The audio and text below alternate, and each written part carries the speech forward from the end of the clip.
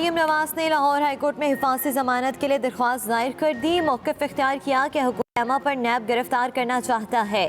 Inquiry में शामिल होना चाहती हूँ मगर नैब गिरफ्तार कर सकता है। नायब सदर नून लीग को नैब ने 26 मार्च को तलब कर रखा है। तर्जुमान मरियम नवाज मोहम्मद जुबैर कहते हैं मरियम नवाज की मकबूलियत ही सल्तनत इमरानिया के लिए सबसे बड़ा खतरा है। सियासी तलबी का जवाब एक पुरअमन सियासी एहतजाज से दिया जा रहा है। मरियम नवाज की ज़ेर सदारत आज नून लीग का अहम इजलास तलब। चेयरमैन सेनेट का इलेक्शन पीपल्स पार्टी नताइज के खिलाफ दरखास्त पर इस्लामाबाद हाई कोर्ट में समाअत। यूसुफ रजा गिलानी के वकील फारूक एशनाइक ने दलाइल देते हुए कहा कि उनके मौक्किल के 7 वोट गैर कानूनी तरीके से मुस्तरद किए गए। चीफ जस्टिस अतर मिनुल्लाह ने रिमार्क्स दिए पार्लियामेंट की कार्रवाई को इस्तिस्ना हासिल है। फारूक एशनाइक ने कहा हमने इलेक्शन के प्रोसीजर को चैलेंज नहीं किया, मैं वोट पर मुहर लगाने को चैलेंज कर रहा हूँ।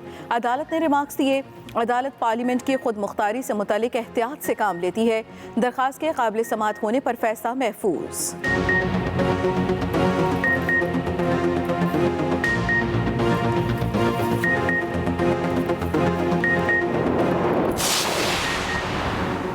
तालीमी इदारे बंद रहेंगे या खुलेंगे, NCOC का हम इजलास जारी। वज़राए तालीम, सेहत और दीगर मुतल्लिका हुकाम भी शरीक। इजलास में कोरोना के तालीमी इदारों पर वार का जायज़ा लिया जा रहा है।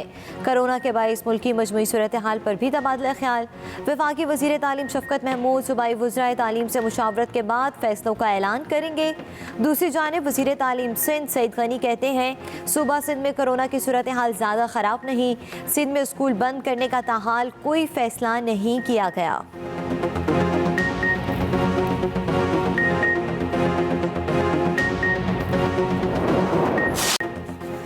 मुल्क भर में कोरोना वायरस के वार जारी। मुहलिक वबा ने 24 घंटों में मजीद 30 मरीजों की जान ले ली। 3,301 नए केसेस भी सामने आ गए। कोरोना के फाल केसेस की तादाद 36,849 हो गई। 24 घंटे के दौरान 957 मरीज सेहतयाब हुए।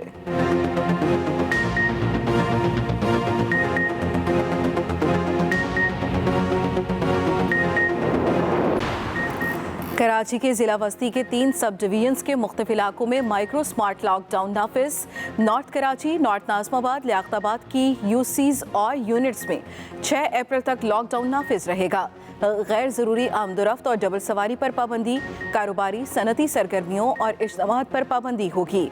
उधर सिंध में मज़ारात दोबारा खुलने पर ज़ायरीन की आमद। दरगाह सेवन शरीफ खुलने पर ज़ायरीन में खुशी की लहर दौड़ गई।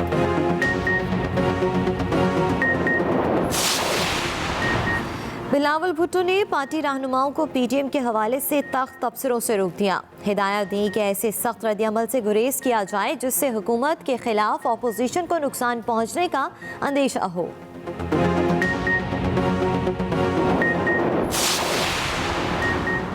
कराची में सिंध भर के IBA टेस्ट पास असासा का 24वें रोज भी एहतजाज। असासा का सिंध असम्बली के बाहर धरना। सिंध हुकूमत से 937 असासा को मुलाजमत पर मुस्तकिल करने का मुतालबा। कहते हैं मुतालबात की मंजूरी तक एहतजाज जारी रखा जाएगा।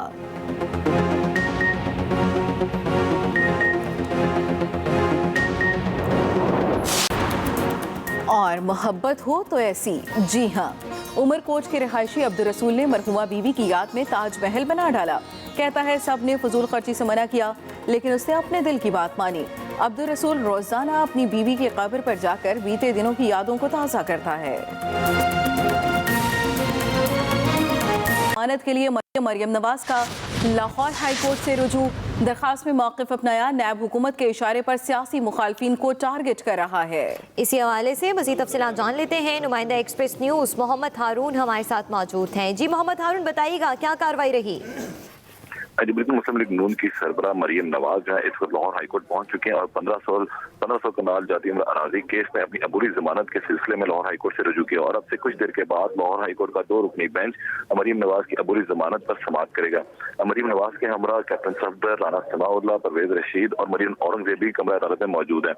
मरियम नवाज ने अपनी दरख्वास्त में मौक़िफ़ इख्तियार किया है कि नैब इस वक्त जो सियासी गठजोड़ कर रहा है। नैब ने 26 मार्च को जो इन्हें तलब किया है जाती उमरा केस और चौधरी शुगर मिल केस में, तो हम इन्हें खदशा है कि जाती उमरा केस में इन्हें गिरफ्तार कर लिया जाएगा, इसलिए अदालत से सजा की जाती है کہ جاتی عمرہ کیس میں ان کی عبوری ضمانت منظور کی جائے تاکہ یہ نیب آفس میں پیش ہو سکیں۔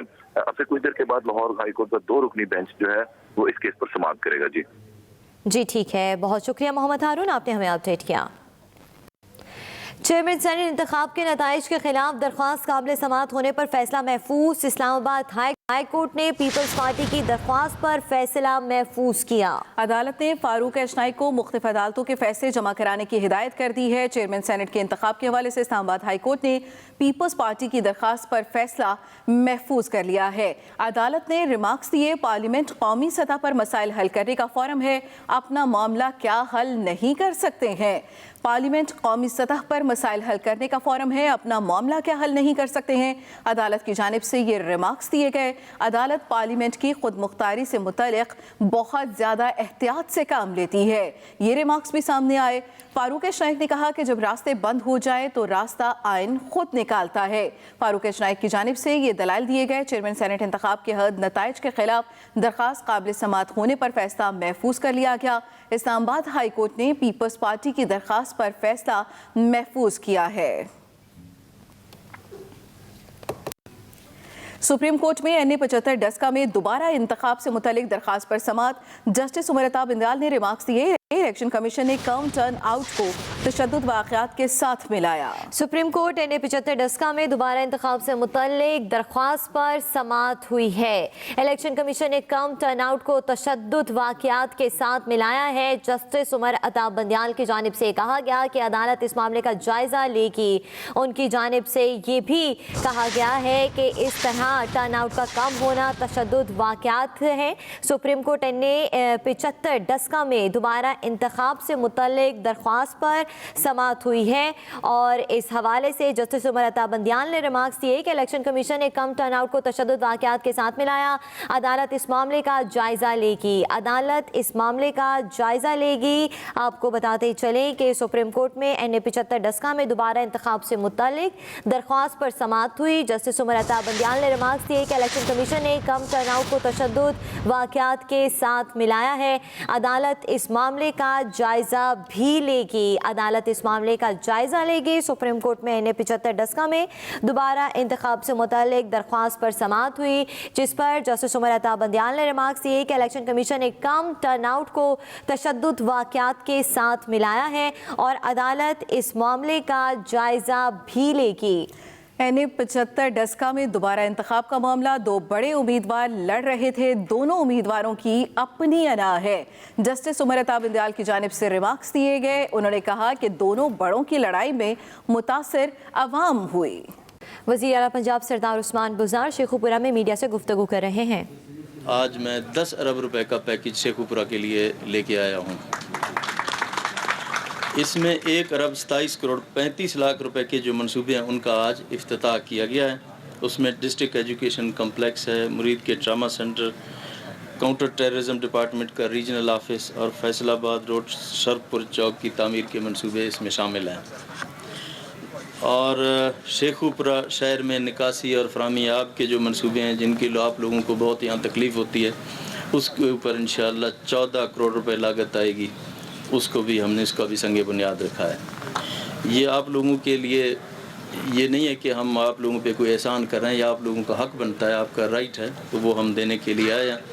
اور ہم یہ چاہتے ہیں کہ ہر ڈسٹرکٹ کو اس کا حق ملے، جتنی اس کا شیئر بنتا ہے اس حساب سے انشاءاللہ اس کو ہم ڈیولپمنٹ شیئر دیں گے۔